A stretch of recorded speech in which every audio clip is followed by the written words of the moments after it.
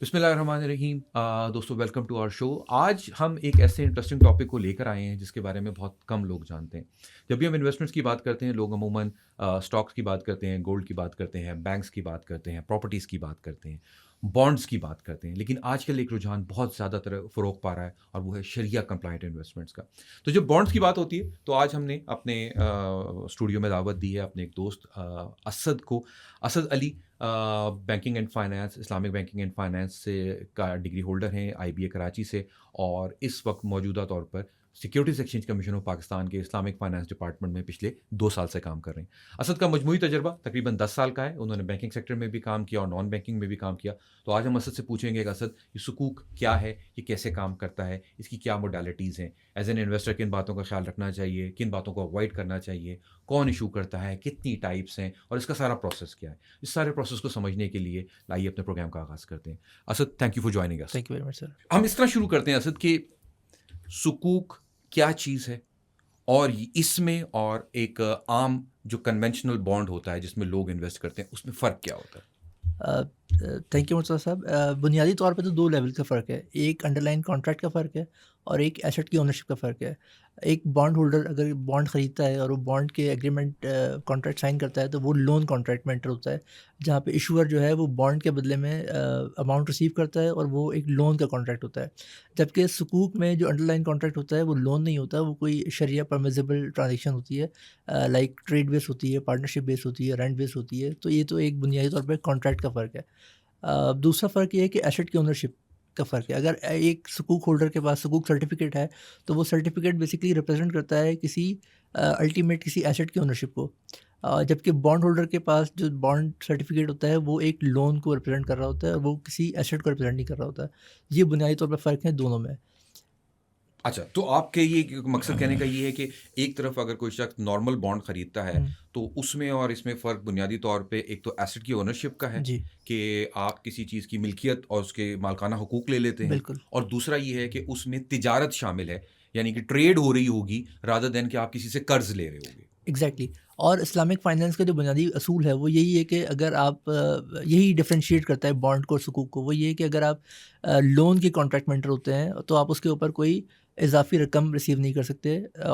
इस वजह से बॉन्ड को जो है वो शरिया इम्परमिसिबल कहा जाता है। हुँ, जबकि सुकूक में आप लोन कॉन्ट्रैक्ट में एंटर नहीं होते, आप किसी ट्रेड बेस्ड या पार्टनरशिप बेस्ड कॉन्ट्रैक्ट में एंटर होते हैं हुँ। और उसके अगेंस्ट जो रिटर्न जनरेट होता है वो शरिया परमिसिबल होता है। तो इसलिए उसको सुकूक को जनरली शरिया कंप्लाइंट ट्रांजेक्शन इंस्ट्रूमेंट कहा जाता है और बॉन्ड को शरिया नॉन कंप्लायंट इंस्ट्रूमेंट कहा जाता है। शरिया नॉन कंप्लायंट कहा जी। जाए, तो ये तो बुनियादी फ़र्क वाज़िह हो गया। अच्छा, अब सवाल ये है कि सुकूक इशू कौन करता है? अक्सर सवाल लोग समझते हैं, क्या बैंक सुकूक इशू करते हैं, या हुकूमत पाकिस्तान इशू करती है, या कोई प्राइवेट कंपनी इशू करती है, या कोई इंडिविजुअल इशू करता है? ये क्या, कौन इशू करता है इसको? ये बहुत अच्छा सवाल है। असल में देखें, बॉन्ड हम पाकिस्तान की अगर हम बात करें तो पाकिस्तान में 2 एंटिटीज़ हैं जो बॉन्ड इशू कर सकती हैं। हुँ, एक तो ज़ाहिर है हुकूमत पाकिस्तान, हुकूमत को अगर फंड्स चाहिए तो वो बॉन्ड इशू करती है और लोगों से या बैंकों से फंड्स कलेक्ट कर लेती है। और दूसरा, पाकिस्तान में जो कंपनीज़ हैं, जो कॉर्पोरेट्स हैं, जो एसएसीपी में रजिस्टर्ड हैं अंडर द कंपनीज़ एक्ट, उनको भी अपना कैपिटल अगर रेज़ करना है तो वो भी बॉन्ड इशू करके कैपिटल रेज़ कर सकती हैं। ओके। तो ये 2 कर सकते हैं इंडिविजुअली। अभी पाकिस्तान में कोई ऐसा फ्रेमवर्क नहीं है कि वो इसको सुकूक इशू कर सके। तो बॉन्ड जो है वो हुकूमत पाकिस्तान भी कर सकती है, जी, प्राइवेट कंपनी भी कर सकती कर है, सकती है। और बैंक भी कर सकते हैं। बैंक भी इशू कर सकते बैंक हैं, भी कर बैंक भी सकते इशू हैं। कर, ओके, तो क्योंकि ये बैंक भी इवेंचुअली एक कंपनी ही है और वो कंपनी के तौर पर रजिस्टर्ड है, तो वो भी सुकूक इशू कर ठीक सकते हो हैं। गया। अच्छा, ये तो वाज़िह हो गया कि सुकूक जो है वो हुकूमत पाकिस्तान भी इशू कर सकती है, कंपनियाँ भी इशू कर सकती हैं।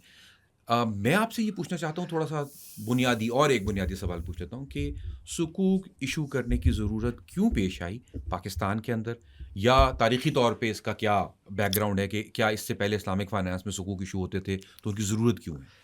वेरी पर्टिनेंट क्वेश्चन मुर्तज़ा साहब। मैं आपको ये एक्सप्लेन करता हूँ कि किसी भी सोसाइटी में, इकॉनमी में 2 तरह के एलिमेंट होते हैं। एक जिनके पास एक्सेस लिक्विडिटी होती है और एक जिनको फंड्स चाहिए होते हैं। हुँ, वो इंडिविजुअल भी हो सकते हैं, कॉर्पोरेट भी हो सकती हैं और गवर्नमेंट को भी अपने काम चलाने के लिए, अमूर चलाने के लिए फंड्स की ज़रूरत होती है। हुँ, तो before Islamic finance came in place और आज जो उसका स्टैंडिंग है, इससे पहले जब कन्वेंशनल सिस्टम होता था तो इन लोगों के पास सिर्फ एक ही ऑप्शन था कि वो बॉन्ड इशू करें और बॉन्ड इशू करके उसको اس کے اوپر فنڈ جنریٹ کریں اور پھر اس کے اوپر انٹرسٹ پے کریں. لیکن جب ظاہر اسلامائزیشن ہوئی اور اکانومی نے اسلامک فائنینس کو اڈاپٹ کرنا شروع کیا, اس کی ایکسیپٹیبلٹی آئی, تو پھر یہ دیکھا گیا کہ ظاہر ہے کوئی ہمیں ایسا اسلامک فائنینشیل انسٹرومنٹ کریٹ کرنا پڑے گا جو کہ لون کانٹریکٹ سے ڈفرینٹ ہو, جس کے انڈر لائن کوئی ایسٹ ہو. اور اگر کیونکہ فنڈ کی نیڈس تو دونوں کو ہے, انڈیویجولس کو بھی ہے, کارپوریٹس کو بھی ہے, گورنمنٹ کو بھی ہے. اگر کسی کو فنڈ کے لیے فنڈ چاہیے اور وہ سکوک ایشو کرنا چاہتا ہے شریعہ کمپلائنٹ طریقے سے, تو وہ ایک سکوک ایشو کر کے فنڈ ریز کر لے رادر کہ وہ بانڈ کے اور نان شریعہ کمپلائنٹ انسٹرومنٹ کی طرف جائے. تو یہ بنیادی وجہ تھی کہ ایک سکوک کی اسٹرکچرنگ کی گئی, اور سکوک کو ڈفرینشیٹ اس طرح کیا گیا ہے بانڈ سے کہ اس کے جو انڈر لائن کانٹریکٹس ہوتے ہیں وہ ڈفرینٹ ہوتے ہیں.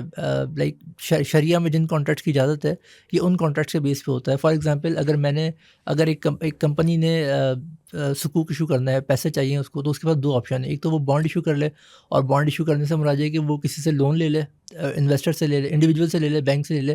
یا دوسرا آپشن یہ ہے کہ وہ سکوک ایشو کرے. سکوک ایشو کرنے کے لیے اس کو کوئی نہ کوئی ایسٹ جو ہے وہ شیئر کرنا پڑے گا سکوک ہولڈر کے ساتھ. فار ایگزامپل اگر کسی کمپنی کو کوئی پلانٹ لگانا ہے یا کوئی لینڈ خریدنی ہے, تو وہ اس لینڈ میں جوائنٹ پارٹنرشپ بنیں گے سکوک ہولڈرس. تو اگین بنیادی فرق جو ہے وہ سکوک میں اور بانڈ میں وہ یہی ہے کہ سکوک ہولڈر ایسٹ میں پارٹنر بن جاتا ہے. اگر وہ کارپوریٹ سکوک ہے تو وہ اس پلانٹ میں, اس لینڈ میں پارٹنر بن جاتا ہے. جبکہ اگر بانڈ ہے تو سکوک ہولڈر کے پاس کوئی پارٹنرشپ رائٹ نہیں ہوتا, وہ صرف اس کے پاس ایک سرٹیفکیٹ ہوتا ہے لون کا, اور وہ لون انٹرسٹ اماؤنٹ کے ساتھ اس کو ریسیو ہوتا ہے. یہ بنیادی وجہ تھی کہ اگر ایک کمپنی کو یا حکومت کو شریعہ کمپلائنٹ طریقے سے فنڈ ریز کرنا ہے, فنڈ کیپٹل ریز کرنا ہے, تو وہ پھر سکوک ایشو کرے رادر کے بانڈ. پھر ہم پاکستان کے پرسپیکٹیو میں آتے ہیں. پاکستان میں بھی اسلامک فائنینس 2000 کے بعد بہت واسٹلی گرو ہوئی ہے, اور حکومت پاکستان نے 2005 میں اپنا یہ گورنمنٹ اجارہ سکوک کا پروگرام شروع کیا تھا. اس کے بعد کارپوریٹس کا بہت اچھا رجحان ہے سکوک ایشوئنس کی طرف. پاکستان میں شریع گورننس ریگولیشنز 2023 SCCP کی لاگو ہیں, جو کہ سکوک ایشوئنس کا پروسیس پورا ایکسپلین کرتی ہیں. اور اگر ایک کمپنی کو سکوک ایشوئنس کے لیے جو بھی ریگولیٹری ریکوائرمنٹس پوری کرنی ہے وہ تمام اس ریگولیشن میں موجود ہیں. اچھا, تو یہ ٹھیک ہو گیا کہ آپ نے بتا دیا ہمیں کہ بنیادی طور پہ آپ اس کی پارٹنرشپ میں چلے جاتے ہو اور یہ کوئی لون ایگریمنٹ نہیں ہے. جی. تو یہاں سے اس کا فرق واضح ہو گیا, اور کیونکہ پاکستان میں اسلامائزیشن ہے اور مطلب ایک مسلم کنٹری ہے اور ہمارے لیے ضروری بھی ہے. اچھا, یہ بتائیے گا کہ پہلا سکوک پاکستان میں کب ایشو ہوا؟ کیا ریسنٹلی ہوا, ابھی لفظ سننے میں آ رہا ہے, یا یہ کچھ عرصے پہلے سے تھا؟ کیونکہ میرے خیال ہے کم لوگ اس بارے میں جانتے ہیں کہ سکوک پاکستان کے فائنینشیل مارکیٹس میں اویلیبل ہیں. تو پہلا کب ایشو ہوا تھا پاکستان میں؟ میں اگر گورنمنٹ سکوک کی بات کروں تو پہلا 2005 میں, جیسے میں نے ایکسپلین کیا, گورنمنٹ آف پاکستان نے گورنمنٹ اجارہ سکوک پروگرام لانچ کیا. یہ لفظ اجارہ کیا ہے؟ اجارہ ایک انڈر لائن شریعہ کمپلائنٹ کانٹریکٹ ہے, جس میں سکوک ہولڈر جو ہیں وہ ایک ایسٹ کو پرچیز کر لیتے ہیں اور جو اس کا پر رینٹ ریسیو کرتے ہیں. اجارہ کے مطلب ہے کہ وہ لیزنگ ہے, شریعہ کمپلائنٹ آلٹرنیٹیو آف لیزنگ آپ کہہ سکتے ہیں. اجارہ, اچھا یہ وہ لفظ ہے. جی.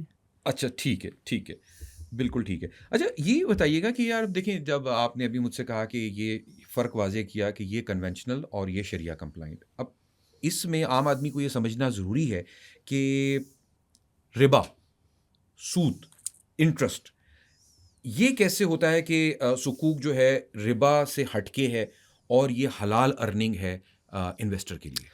مرتضیٰ صاحب, اس کو سمجھنے کے لیے ہمیں اگین ایک اسلامک فائنینس کا بنیادی پرنسپل ہے وہ سمجھنا پڑے گا. وہ یہ ہے کہ سود کیا ہوتا ہے. اگر ہم اس ڈیفینیشن کو سمجھ لیں اور تو ہمیں بہت ساری ٹرانزیکشن سمجھنے میں اس کو ہم اس ڈیفینیشن میں دیکھ کے ہم بتا سکتے ہیں کہ ٹرانزیکشن سود کا ایلیمنٹ ہے اس میں یا نہیں ہے.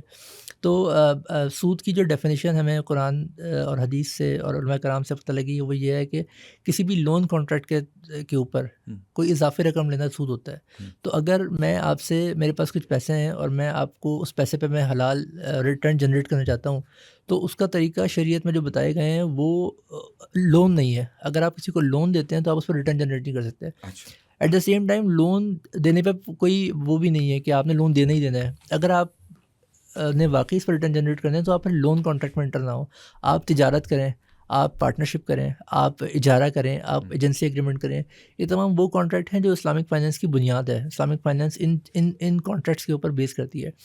تو جب ہم یہ سمجھ جائیں گے کہ انٹرسٹ کا جو ایلیمنٹ ہے وہ لون کانٹریکٹ کے تھرو آتا ہے، اور اسلامک فائنینس جو ہے وہ اپنے تمام انڈر لائن کانٹریکٹس میں لون کو اوائڈ کرتی ہے، کیونکہ لون جو ہے وہ لون سے انٹرسٹ ڈرائیو ہوتا ہے.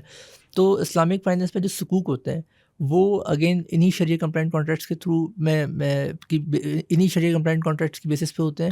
اس کی وجہ سے ہم یہ کلیم کر سکتے ہیں کہ یہ جو سکوک ہوتے ہیں یہ انٹرسٹ سے پاک ہوتے ہیں، سود سے پاک ہوتے ہیں. اچھا، تو میں یہ سمجھا کہ کیونکہ جو شریعہ میں، please correct me if I am wrong, کہ شریعت آپ سے یہ تقاضا کر رہی ہے کہ آپ قرض پہ اضافے کا تقاضا نہیں کر سکتے. جو قرض کے اوپر جو بھی اضافہ ہوگا وہ سود کے زمرے میں آئے گا، اور میرا خیال ہے یہ ڈیسائیڈڈ، یہ ایگریڈ ہے تمام اس میں تمام جتنے مکتبہ فکر ہیں بالکل اس بات پہ ایگری کرتے ہیں.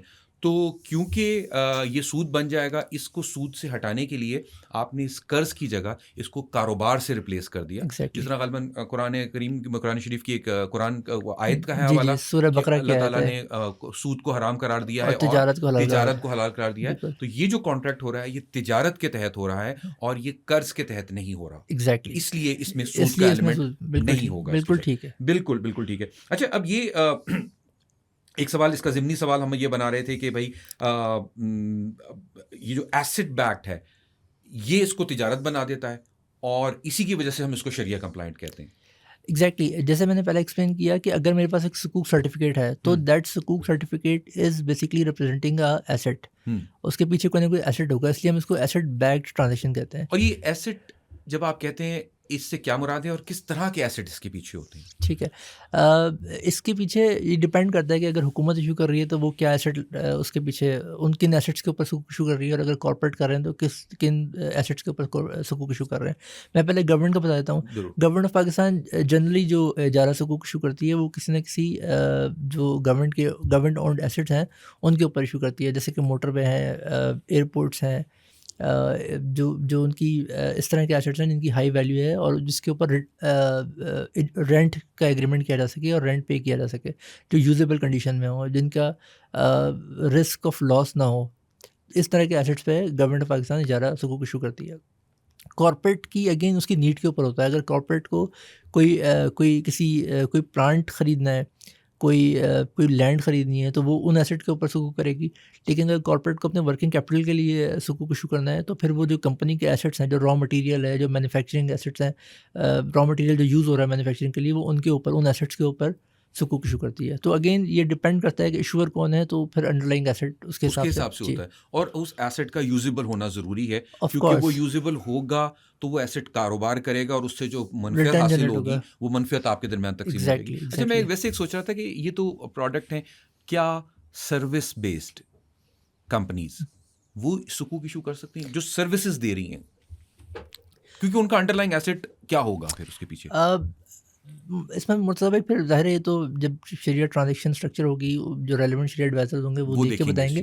لیکن اپیرنٹلی وہ ظاہر ہے ان کے کوئی نہ کوئی ایسٹ تو ہوں گے، کوئی فکسچر، فرنیچر، کوئی بلڈنگ، آفس، اس پہ بھی سکوک ایشو کیا جا سکتا ہے. میں سمجھ گیا. اچھا، اب یہ ذرا بتائیے گا کہ اس بات کو کیسے یقینی بنایا جاتا ہے کہ جو سکوک پاکستان میں ایشو کیے جا رہے ہیں وہ واقعتاً، اصلاً، روحاً شریعہ کمپلائنٹ ہے؟ بالکل صحیح سوال ہے آپ کا، کیونکہ جنرلی لوگوں کو یہ پرسیپشن ہوتا ہے کہ صرف لکھ دینے سے شریعہ کمپلائنٹ نہیں ہوتا.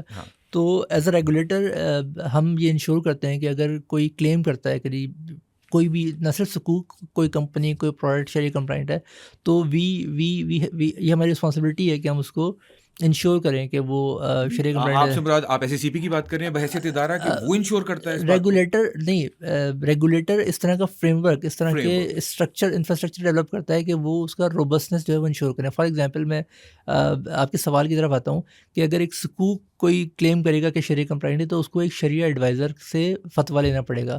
اور وہ شریعہ ایڈوائزر سے ظاہر ہے، مطلب وہ شریعہ ایڈوائزر ہمارے پاس رجسٹرڈ ہونا چاہیے. اور ہم جب اس کو رجسٹر کرتے ہیں تو ہم ان کی تمام جو بھی اسنادات ہیں اور جو بھی انہوں نے تعلیم حاصل کی ہوئی ہے اس کو، ان کی ریلیونس چیک کر کے پھر ہم اس کو سرٹیفائی کرتے ہیں کہ یہ مفتی صاحب ایلیجیبل ہیں سکوک کے اوپر فتویٰ دینے کے لیے.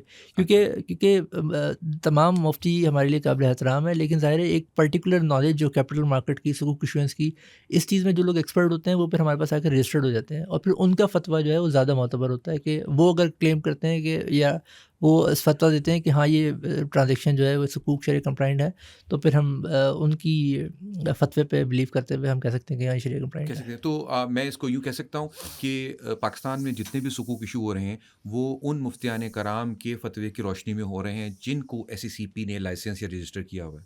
ایگزیکٹلی 100%. اگر کوئی نہیں ہے تو پھر ہاں, میرا اگلا سوال یہی تھا کیونکہ بہت سارے مفتیان کرام جو اس پروگرام کو سن رہے ہیں وہ کہیں یار اچھا ہم اگر SECP کے ساتھ رجسٹرڈ نہیں ہیں تو کیا ان کا فتویٰ کسی سکوک کے لیے قابل قبول ہو سکتا ہے؟ مرتضیٰ بھائی دیکھیں, ہم ایک ریگولیٹڈ سیکٹر میں ریگولیٹڈ مارکیٹ میں, اور ہمیں کوئی نہ کوئی چیک اینڈ بیلنس تو رکھنا ہے. آپ انویسٹر ایجوکیشن کے پلیٹ فارم سے اتنی اویئرنیس کریٹ کرتے ہیں کہ یہ مضاربہ کے نام پہ اور پونزی اسکیم کے نام پہ لوگوں سے دھوکہ ہوتا ہے, تو ہم نے صرف انشور کرنے کے لیے کہ تمام مفتی صاحب ہمارے لیے محترم ہیں, لیکن صرف انشور کرنے کے لیے کہ جو لوگ ہمارے پاس رجسٹرڈ ہیں وہی ایلیجیبل ہیں فتویٰ دینے کے لیے, تو ہم نے یہ فریم ورک کریٹ کیا کہ آپ ہمارے پاس رجسٹرڈ ہو جائیں. اگر آپ کے پاس یہ جو ضروری تعلیم ہے اس کو فتویٰ دینے کے لیے وہ ہے, کی بھی ریکوائرمنٹ ہے اس کے اندر, بالکل 10 سال کا تجربہ ہو آپ کے پاس, 10 سال کا تجربہ بھی چاہیے. اچھا نہیں یہ ایک پھر آپ اچھی فتویٰ بات دے ہے سکتے ہیں. بحیثیت حکومت یہ میرے خیال میں بہت اچھا کردار ادا کر رہا ہے SECP بھی اور اسلامک فائنانس ڈپارٹمنٹ بھی کہ کسی چیز کو سینٹرلائز کیا گیا, کیونکہ یہی وہ ذریعہ ہے جہاں سے آپ ان لوگوں کو مارکیٹ سے باہر کر سکتے ہیں جو یہ فتویٰ دینے کے اہل نہیں ہیں. تو یہ تمام ان مفتیان کرام کے لیے بہت اہم بات ہے کہ آپ کی بھی فیلڈ میں وہ لوگ داخل نہ ہوں جو اس معیار پہ پورا نہیں اترتے. تو یہ واقعی بڑی اچھی بات ہے. اچھا سکوک کی بھی کوئی ٹائپس ہوتی ہیں؟ ابھی تو آپ نے بتایا گورنمنٹ بھی ایشو کرتی ہے پرائیویٹ, لیکن کیا اس کی بھی کوئی ٹائپس ہیں, اور پاکستان میں سب سے عمومی اس کی کون سی ٹائپس اویلیبل ہیں؟ جی, سکوک کی ٹائپس ہوتی ہیں. جیسے فار ایگزامپل سکوک میں نے آپ کو بتایا کہ انڈر لائن کانٹریکٹ ڈیسائڈ کرتا ہے کہ کس ٹائپ کا سکوک ہے. اگر اس کا under line contract partnership based ہے تو ہم اس کو مشارکہ سکوک کہتے ہیں. اگر اس کا انڈر لائن کانٹریکٹ اجارہ بیسڈ ہے تو ہم اس کو اجارہ سکوک کہتے ہیں. اور اگر اس کا انڈر لائن کانٹریکٹ کی سیل بیسڈ ہے تو ہم اس کو پھر مرابحہ یا استثناء سلم سکوک ان میں سے کوئی نام دیتے ہیں. تو بالکل اس کی ٹائپ ہوتی ہیں اور ان کے پھر الگ الگ فیچرز ہوتے ہیں. ہر ایک کے شریعہ کمپلائنٹ اور شریعہ ریکوائرمنٹس ڈفرینٹ ہوتی ہیں. یہ 3 مین ٹائپس ہیں جو سکوک میں ہو سکتی ہیں. اچھا کنونشنل بانڈز میں یہ ٹائپس نہیں ہوتی ہیں؟ کنونشنل میں تو لون ایگریمنٹ ہوتا ہے نا, تو ایک لم سم لون ہے جو میں نے ایک کمپنی کو دیا اور اس سے ایک طے ہو گیا کہ بھائی مجھے اتنا تم انٹرسٹ ہو گیا, وہ کمپنی ڈوب جائے, وہ کمپنی کا آپریشن ہو یا نہ ہو, میرا تو لون ہے, مجھے تو آپ واپس کریں گے. لیکن سکوک میں آپ نے بتایا کہ 3 ٹائپس ہو سکتی ہیں, ایک سیل بیسڈ ہے, ایک اجارہ رینٹ بیسڈ ہے, ایک مشارکہ بیسڈ اور ایک مشارکہ بیسڈ ہے. ایک ایجنسی بیسڈ بھی ہو سکتی ہے, لیکن وہ جنرلی یوزولی انہی ٹرانزیکشن پر اسٹرکچر ہوتی ہیں. اچھا, تو یہ اس بات پہ جب کوئی شخص سکوک خریدنے کے لیے جائے گا تو اس کو یہ دیکھنا پڑے گا کہ ان تینوں میں سے وہ کس میں داخل ہو رہا ہے. بالکل بالکل. اور سیکنڈ جو آپ کا سوال تھا کہ ہم یہاں پاکستان میں جو گورنمنٹ ایشو کرتی ہے وہ کس اسٹرکچر پہ ہوتی ہے, تو وہ موسٹلی اجارہ بیس سکوک ہوتا ہے. حکومت اپنا کوئی ایسٹ جو ہے وہ سکوک ہولڈر کو بیچ دیتی ہے, اور پھر ظاہر حکومت نے وہ ایسٹ یوز بھی کرنا ہوتا ہے, تو پھر حکومت ان سکوک ہولڈر سے وہ ایسٹ رینٹ پہ لے لیتی ہے, واپس لے لیتی ہے. تو کیا میں اس طرح سمجھوں کہ اگر مثال دے رہا ہوں میں آپ کو کہ اگر موٹر وے کو سکوک کے ایسٹ کے طور پہ استعمال کیا جائے جی, تو وہ جو موٹر وے ہے وہ کیونکہ قابل استعمال ہے, اس کے اوپر ٹول ٹیکس کلیکٹ ہوتا ہے. حکومت پاکستان نے وہ موٹر وے اپنے سکوک ہولڈرز کو پہلے بیچی اور پھر ان سے رینٹ پہ واپس لے لی, اور اس کا استعمال جو ہے وہ حکومت پاکستان کرے گی, مگر اس سے جو منافع حاصل ہو رہا ہوگا, جو رینٹل جنریٹ ہو رہا ہوگا, وہ لوگوں کو مل رہا ہوگا. اور لوگ جو ہے بنیادی طور پہ وہ جو اسلام آباد سے لاہور کا ٹول پلازا ہے اس میں سے اپنا حصہ بالکل وصول کر رہے ہیں. انکم جو جنریٹ ہو رہی ہے اس میں سے بالکل, اور وہ کسی کاروبار سے جنریٹ ہو رہی ہے, اس لیے ہم کہہ رہے ہیں کہ یہ شریعہ کے مطابق ہے. Okay, that's nice. اچھا, اس میں ایک انویسٹر کے پرسپیکٹو سے کون کون سے کی پلیئرز ہوتے ہیں؟ مثال کے طور پہ میں چاہتا ہوں کہ میں سکوک کا کام شروع کروں ایز این انویسٹر, تو مجھے کن کن اداروں سے یا کن کن لوگوں سے میرا پالا پڑ سکتا ہے؟ اگر آپ پلیئرز کون سے ہو؟ ٹھیک ہے, اگر آپ انویسٹر ہیں اور آپ نے ظاہر ہے سکوک میں انویسٹ کرنا ہے, تو سب سے پہلے تو آپ کو بروکر ایک پلیئر ہے جو کہ آپ کو فیس کرنا پڑے گا. یہ وہ بروکر ہے جو اسٹاک بروکر ہے؟ جو اسٹاک بروکر ہے, جو اسٹاک بروکر ہے جو آپ کو سکوک خرید کے دے گا. ٹھیک ہے. اور پھر ظاہر ہے ایک ایشور ہوتا ہے اس میں, ایک ایکسچینج ہوتی ہے. یہ تین اور آپ انویسٹر ہیں تو یہ 4 مین جو کی پلیئرز ہیں فرام انویسٹر پرسپیکٹیو. ایشور کے پرسپیکٹو سے ڈفرینٹ ہوتے ہیں. تو یہ 4 کی پلیئرز ہیں جو آپ کو پتہ ہونے چاہیے جب آپ ایک انویسٹر ہو گیا میں جی, اس کے بعد جس سے خریداری کرنی ہے جس کے تھرو وہ ہو گیا بروکر, اور وہ اسٹاک ایکسچینج کا بروکر ہوگا. تیسری اسٹاک ایکسچینج جہاں پہ یہ مجھے اویلیبل ہوگا. اور چوتھا جو وہ ایشور ہے کمپنی جس کا جس کا سکوک سکوک میں ہے، خرید رہا ہوں، اور وہ کمپنی بھی ہو سکتی ہے اور وہ حکومت پاکستان حکومت بھی ہو پاکستان بھی سکتی ہو ہے. سکتی تو ہے، یہ 4 جو ہیں وہ مین پلیئرز ہیں. مین پلیئرز ہیں اس کے اندر. اچھا اب ہم اس کو اس طرح دیکھیں کہ اگر ایک ہمارا سننے والا چاہتا ہے کہ یار میں سکوک میں انویسٹمنٹ کروں، تو لازمی بات ہے وہ دیکھنا چاہے گا کہ اس کے فائدے کیا ہیں اور اس میں رسک. کیونکہ دیکھیں جب لوگ انویسٹمنٹ دیکھتے ہیں تو فائدہ اور نفع نقصان دونوں دیکھ رہے ہوتے ہیں. تو براڈلی اگر میں یہ آپ سے پوچھوں کہ ایک انویسٹر کو اس میں انویسٹ کرنے کا کیا فائدہ ہے؟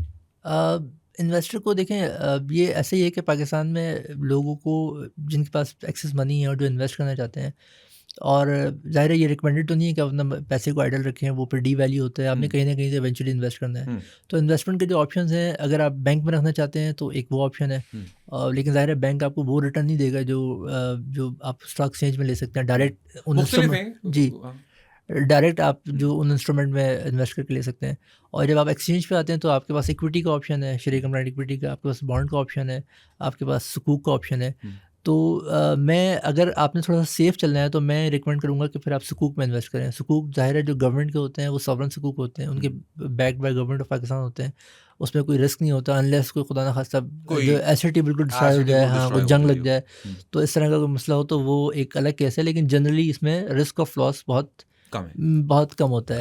اور پیچھے حکومت پاکستان اگر موجود ہے تو آپ محفوظ ترین سرمایہ کاری کا ایک محفوظ ذریعہ ترین ہے. لیکن دیکھیں اگر جس ایسٹ میں آپ نے انویسٹ کیا وہ لاس ہو گیا تو پھر آپ کو سکوک ہولڈر کے طور پہ، کیونکہ یہ شریعہ کمپلائنٹ ٹرانزیکشن آپ کو لاس بھی بیئر کرنا پڑے گا. یہ آپ نے ویسے اچھی بات کی کہ جب آپ شریعہ میں داخل ہوں گے تو آپ کو نفع اور نقصان دونوں کو دیکھنا پڑے گا. اگرچہ بہت کوشش کی جاتی ہے کہ وہ ایسٹ محفوظ رہے، اور لازمی بات ہے کوئی بھی حکومت ہو یا پرائیویٹ ادارہ ہو وہ اپنا ایسٹ تباہ نہیں کرنا چاہے گی، کیونکہ اس کی بھی روزی روٹی وہیں سے لگی ہے. تو سکوک ہولڈر بہت حد تک اپنے آپ کو محفوظ کر سکتا ہے، محفوظ سمجھ سکتے ہیں. اور فائنینشیل انڈسٹری میں ایسے ٹولز ہیں، تکافل ہے، آپ اس کا وہ انشورنس کرا سکتے ہیں. ایسے مطلب ہم سے مراد ہے کہ جو بھی ایشور ہوتا ہے وہ اس کو بہت انشور کرتا ہے کہ اس میں رسک جو ہے وہ مٹیگیٹ کیا جا سکے. بٹ اگین رسک تو ہے، انہیرنٹ رسک تو ہوتا ہے.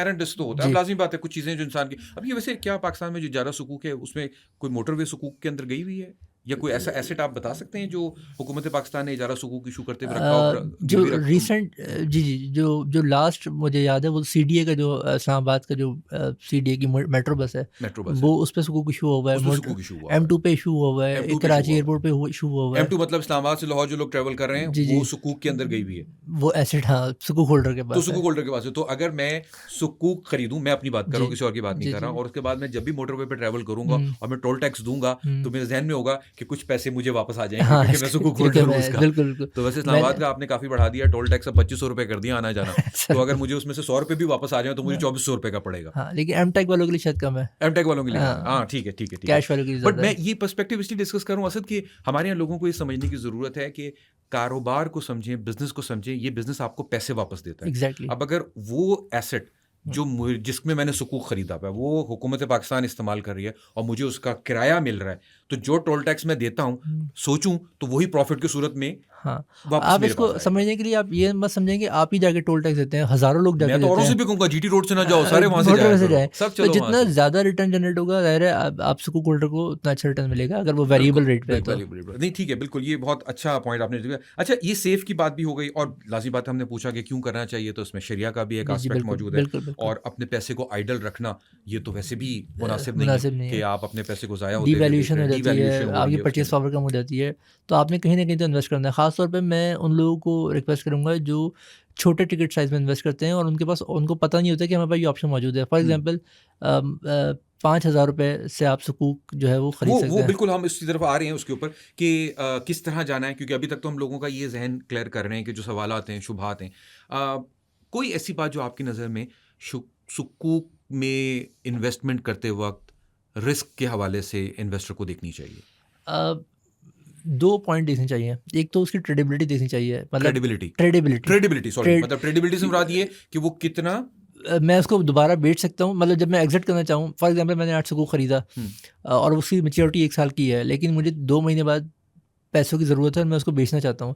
تو کچھ سکوک ایسے ہوتے ہیں جن کو آپ بیچ نہیں سکتے، آپ کو پھر میچیورٹی تک رکھنے پڑتے ہیں کیونکہ وہ سیل بیسڈ ہوتے ہیں. اچھا، تو اگر وہ ٹریڈیبل ہے تو وہ آپ نے مطلب یو شوڈ کنسیڈر دس کہ اگر آپ نے تو 1 سال کے لیے رکھنا ہے تو پھر شاید آپ نان ٹریڈیبل بھی خرید سکتے ہیں. لیکن اگر آپ نے اس میں اس کی ٹریڈنگ کرنی ہے, آپ چاہتے ہیں کہ میں جب میرا دل کرے میں اس سے نکل جاؤں, تو پھر آپ نے ٹریڈیبل سکوک کو پریفر کرنا ہے. اور یہ ٹریڈیبل سکوک کیا ہوتا ہے, کہاں یہ وہ آپ نے 3 ٹائپس بتائی تھی نا, ایک جی سیل بیسڈ بتائی تھی, ایک آپ نے, اور ایک آپ نے پارٹنرشپ بیسڈ بتائی تھی, اور رینٹ بیسڈ. جی تو ان میں سے ٹریڈیبل کون سا ہے؟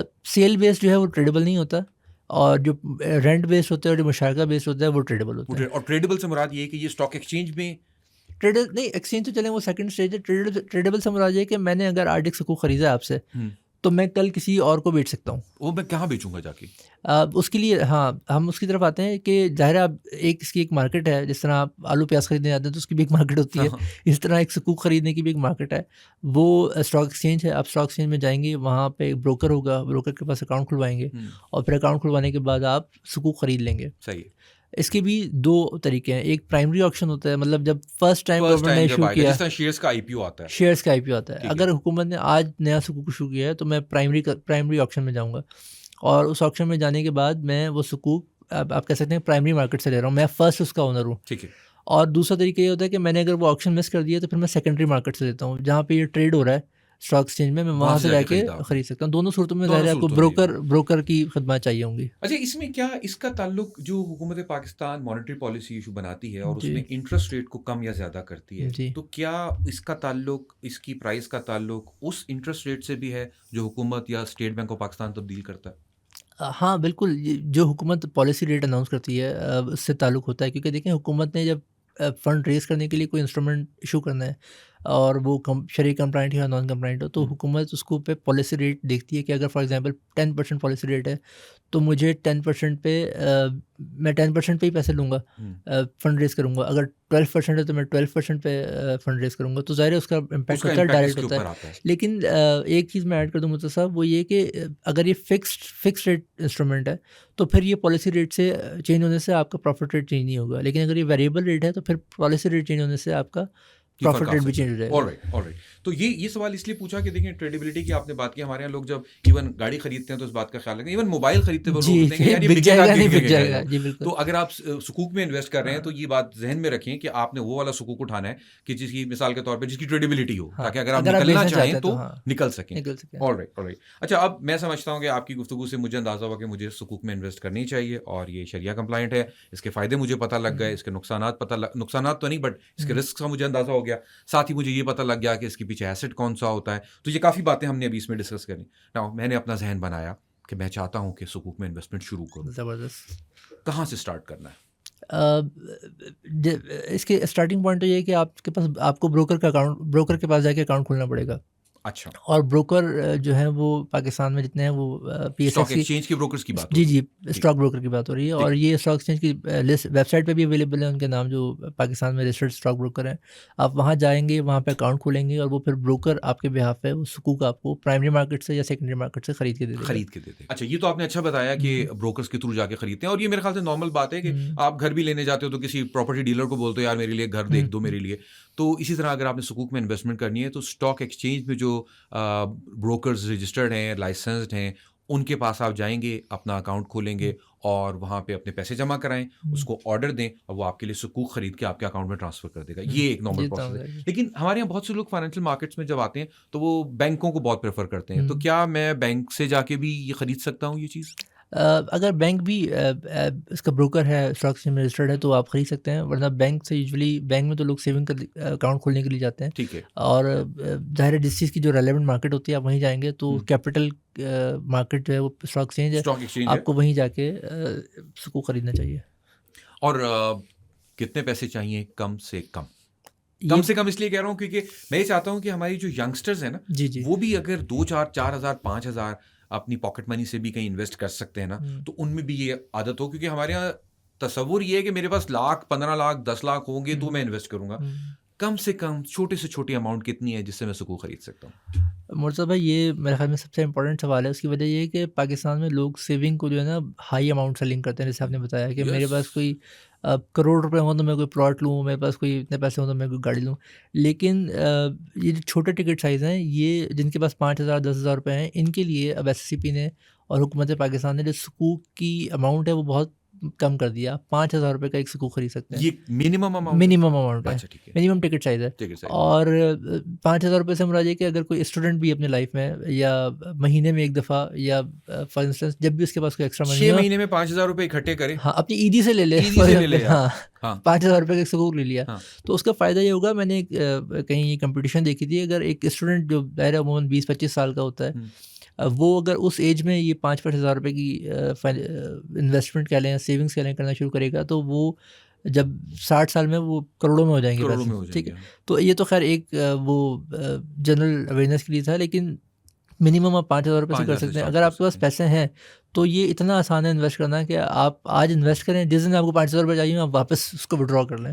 تو بجائے اس پیسے کو جیب میں پرس میں رکھنے سے بہتر ہے کہ آپ کہیں نہ کہیں اس کو انویسٹ کریں, اور یہ میرے خیال میں بہت بہترین سیف شریعہ کمپلائنٹ طریقہ ہے, اور سب سے محفوظ بھی آف کورس ممکنہ حد تک محفوظ ہے. ہے. بالکل. اچھا اس میں کیا ٹیکسز بھی لازمی بات ہے, حکومت پاکستان کوئی ٹیکس بھی کاٹتی ہوگی, تو ہم اپنے سننے والوں کو بتانا چاہیں گے کہ اس پہ ٹیکس کتنا لگتا ہے. ٹیکس تو دیکھیں, وہ تو آپ بینک میں بھی اگر آپ کے پاس سیونگ میں پروفٹ آتا ہے تو اس پہ بھی لگتا ہے, اس پہ بھی لگتا ہے. تو یہ تو اس کا تعلق ٹیکس کا ظاہر سکوک یا اس سے نہیں, یہ آپ کے پروفٹ سے. اگر آپ نے کسی سیونگ سے پروفٹ جنریٹ کیا ہے تو اس پہ جو اپلیکیبل ٹیکس ہوگا.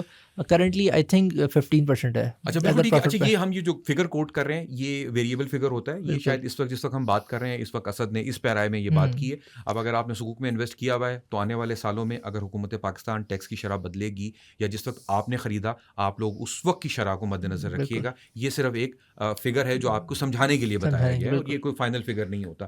ہم تو دعا کریں گے کہ ٹیکس اور کم ہو جائے, اس کے اوپر 3% ٹیکس کر دیں تاکہ زیادہ تر لوگ اس کے اندر آ جائیں. لیکن یہ جس وقت آپ انویسٹ کر رہے ہیں یہ اس وقت کا, اور یہ پروفٹ کے اوپر. اور ہاں یہ بہت کلیئرٹی ہے کہ کلیئرٹی ضروری ہے, کیونکہ لوگ اکثر ایک مسکنسیپشن یہ بھی ہوتی ہے کہ ہمارے پرنسپل پہ ٹیکس لگ جائے گا. آپ کے پروفٹ اماؤنٹ فار ایگزامپل اگر میں مثال دے رہا ہوں 100 روپے آپ کا پروفٹ ہے تو 100 روپے پہ 15 روپے ٹیکس کٹے گا. تو اگر کوئی ایک شخص 5,000 روپے کی انویسٹمنٹ کرتا ہے اور سکوک کا ریٹ 10% ہے تو 5,000 کا 10% ہوگا 500 روپے. تو یہ جو 500 روپے ہیں یہ قابل ٹیکس آمدنی ہے. ایگزیکٹلی. اور 5,000 جو آپ کا پرنسپل ہے اس کو کوئی چھیڑ چھاڑ نہیں ہوگی. ہاں ایک چھوٹی سی ہو سکتی ہے وہ بروکر جو اپنے پیسے ویسے کمیشن کاٹے گا وہ بھی بہت منیمم ہوتا ہے, منیمم ہوتا ہے, وہ اس کی جائز کمائی ہے وہ اگر اس کے لیے کر رہا ہے. تو یہ اچھا ہوا کہ ہم نے اس پوائنٹ کو ڈسکس کر لیا. اور اچھا یہ کیونکہ آپ نے بتایا تھا شروع میں کہ یہ ایک طرح کا بانڈ ہوتا ہے لیکن شریعہ کمپلائنٹ ہوتا ہے, تو کیا اس کی کوئی میچورٹی بھی ہوتی ہے کہ بھائی یہ اس کی اتنی مدت ہے؟ بالکل اس کی میچورٹی ہوتی ہے. وہ کیا ہے؟ اس میں بھی اگین 2 کیٹیگریز ہیں, ایک شارٹ ٹرم سکوک ہو سکتے ہیں اور ایک لانگ ٹرم سکوک ہو سکتے ہیں. شارٹ ٹرم سے مراد یہ کہ جن کی میچورٹی 1 سال سے کم ہو, اور لانگ ٹرم سے مراد یہ کہ جن کی میچورٹی پھر 1 سال سے زیادہ ہو. تو ان کی میچورٹی ہوتی ہے, ظاہر ہے جب ایک بندہ سکوک ایشو کرتا ہے تو وہ یہ بتاتے ہیں اپنی ٹرم شیٹ میں کہ یہ سکوک میں 3 سال بعد میچور ہو جائے گا, تو پھر 3 سال کے بعد میں آپ سے یہ پیسے واپس لے لوں گا. اس وقت تک اگر جو آپ کا پروفٹ ہوگا وہ میں آپ کو دے دوں گا. اور یہ فکس ہو جاتا ہے؟ یہ فکس بھی ہو جاتا ہے لیکن یہ بیچ میں چینج بھی ہو سکتا ہے. اگر میچورٹی پہلے کرنی ہے ٹرم شیٹ میں ہوتا ہے. اگر میچورٹی کی ٹرم 5 سال ہے لیکن 5 سال سے پہلے ایشوور جو ہے وہ اس میں اگر اس نے آپشن دیا تھا ایشو کرتے وقت تو وہ پہلے بھی اس کو ریڈیم کر سکتے ہیں. پہلے ریڈیم کر سکتے ہیں اس کے اندر. بالکل ٹھیک ہو گیا. اسد یہ اچھی ڈسکشن رہی اور ہم نے کچھ بنیادی باتیں دیکھ لی اس کے اندر. اور اب میرے خیال سے جو لوگ اسٹارٹ کرنا چاہیں وہ 2-4 یا 5,000 روپے سے یہ کام اسٹارٹ, 5,000 روپے سے, ناٹ 2-4 سے بٹ 5,000 سے انویسٹ کر سکتے ہیں. سب سے بڑی بات یہ کہ یہ شریعہ کمپلائنٹ ہے. سو اگر ہم اپنے پیسے کو شریعت اسلامی کے تحت انویسٹ کرنے کا موقع ہمارے ملک میں موجود ہے تو میرا خیال ہے ہمیں اس کو اویل کرنا چاہیے. ایک فائنل تھاٹ جو میں اپنے تمام ایکسپرٹس جو بھی آتے ہیں ان سے پوچھتا ہوں کہ آپ ایک سجیشن لے لیجیے یا سجیشن کہہ لیجیے, کوئی پیس آف ایڈوائس کہہ لیجیے ان لوگوں کے لیے جو پہلی دفعہ سکوک میں انویسٹمنٹ کرنے کا سوچ رہے ہیں. ان لوگوں کے لیے میری ایڈوائس یہ ہے کہ جب آپ سکوک خریدیں تو آپ اس کی جو ٹرم شیٹ ہے, اس کے جو کی فیکٹس اینڈ فگر ہیں ان کو صحیح سے پڑھیں. کیونکہ جنرلی لوگ یہ صرف سکوک میں نہیں ہوتا, آپ کو علم ہے یہ انشورنس میں بھی ہوتا ہے, ہاں ہر چیز میں, کہ ہم بینک میں بھی ہوتا ہے کہ جی ہم سے تو ہمیں بتایا نہیں تھا کہ اتنے پیسے کٹ جائیں گے, یہ ہو جائے گا وہ ہو جائے گا. تو ہم نے تو بہت حد تک اس کو کلیئر کیا ہوا ہے کہ آپ ڈسکلیمر دیں, کی فیکٹ شیٹ دیں, لیکن جو ایشوئر ہے, جو انویسٹر ہے, اس کی بھی یہ ذمہ داری ہے کہ وہ اس کے تمام رسک ریوارڈ ان کو اچھی طرح پڑھے, اچھی طرح انڈرسٹینڈ کرے. اور میرے خیال سے کہ جب آپ کسی چیز کو پڑھ کے اس ٹرانزیکشن میں انٹر ہوتے ہیں تو اس میں پھر آپ کو یو ٹیک انٹرسٹ, اور پھر آپ کو اس کے ریوارڈ میں بھی مزہ آتا ہے. تو میری سجیشن یہی ہے کہ آپ لوگ جس بھی ٹرانزیکشن میں انٹر ہوں, بے شک سکوک میں یا بینک کے کسی پروڈکٹ میں, کوئی انشورنس کی پروڈکٹ میں, تو آپ اس کو اچھی طرح اس کی ٹرم اینڈ کنڈیشن کو रीड स्टडी करके उसके करें। रिस्क एंड रिवॉर्ड को रीड करके स्टडी करके फिर आप एंटर हों। और सुकूक में तो आप इजाफी तौर पे उस फतवे को भी देख सकते हैं फतवे अगर को भी आप देख अपने सकते हैं। दिल की तसल्ली चाहते हैं जी, कि मैं फतवा देखना चाहता हूँ, तो बिल्कुल, वो ये फतवा ये पढ़ें आप। शरिया ओपिनियन पढ़ें आप, उसके जो डिस्क्लोज़र लिखे हुए हैं कि इसमें ये ट्रेडेबल है या नहीं है, हुँ। इसमें इसकी मैच्योरिटी कब है, ये तमाम फीचर्स आप इसको स्टडी करें, फिर आप उसको फिर उसके बाद इन्वेस्ट इन्वेस्ट करें। करें। जी, thank you so much Asad, बहुत थैंक यू बहुत वेरी मच शुक्रिया, सर। हमने अच्छी डिस्कशन की।